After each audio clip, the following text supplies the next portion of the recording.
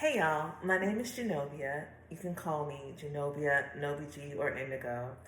I am a Master's Prepared Registered Nurse, a certified Reiki practitioner, and an ordained minister. I'm also neurodivergent with a hearing impairment, and I spent the last few years developing systems and frameworks that help me decode information in real time, spiritual, emotional, and ancestral. I would like to introduce you to one of the 8 anchors of the modern paths to enlightenment that I adapted from Buddhism. Today's devotional wisdom aligns with anchor number 7, right mindfulness. That is the divine technology of inner silence. So, sacred stillness is the intentional practice of spiritual presence where silence becomes a space of remembrance, recalibration, and revelation.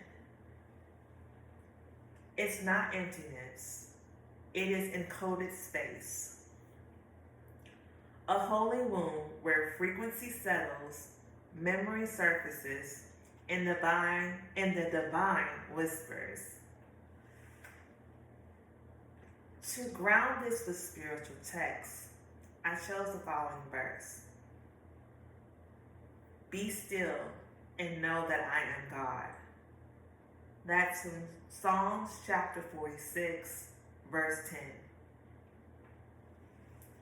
Stillness is where we stop performing and start perceiving.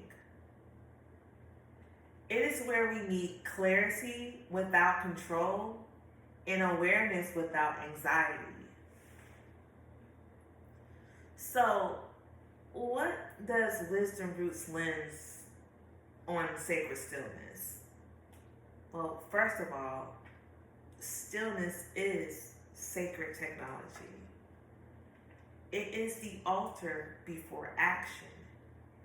It aligns you with source, so what you build is rooted and not rushed. Stillness is how we collapse possibility into reality. From the quantum field to the spirit realm, stillness is what allows the unseen to take form.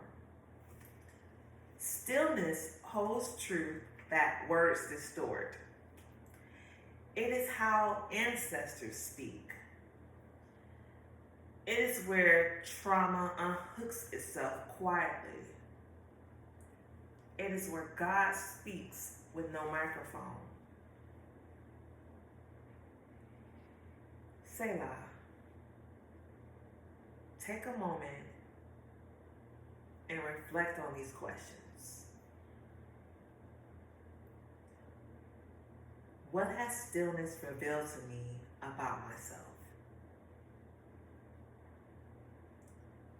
Where have I been performing instead of praying? Is my rest performative or prophetic?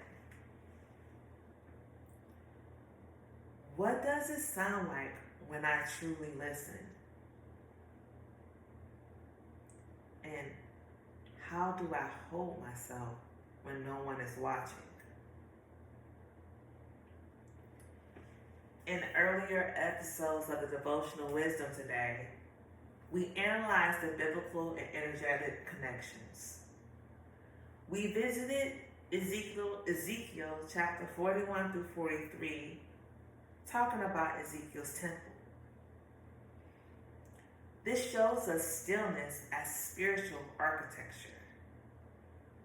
In Acts 13, stillness doesn't protect you from rejection. It prepares you for response. We looked at the quantum overlay. Stillness is the field where wave collapses into matter. And last but not least, tonight is the Paschal moon. Even the moon follows sacred silence, waxing, waning, then full.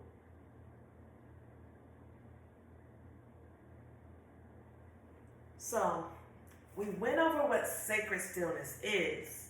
Let's dive into what it's not. It is not passive, it's active surrender. It is not avoidance, it is courageous listening. It is not silence for silence sake, it's presence with intention. So, how can we practice to engage in sacred stillness? It's as simple as sitting at dawn with no agenda, letting the moonlight touch your face in silence, journaling whatever comes up after 7 full breaths, laying in the water or the earth and listening, using sound to settle into stillness, or setting a candle and watch it flicker without speaking. Sacred stillness is a pillar of wisdom roots. It is the 7th anchor because it sits at the edge of the known. It is where the mind surrenders so soul can speak. It is the holy space between your exhale and your next decision. Thank you for coming on today's journey with me. Until next time, stay tuned.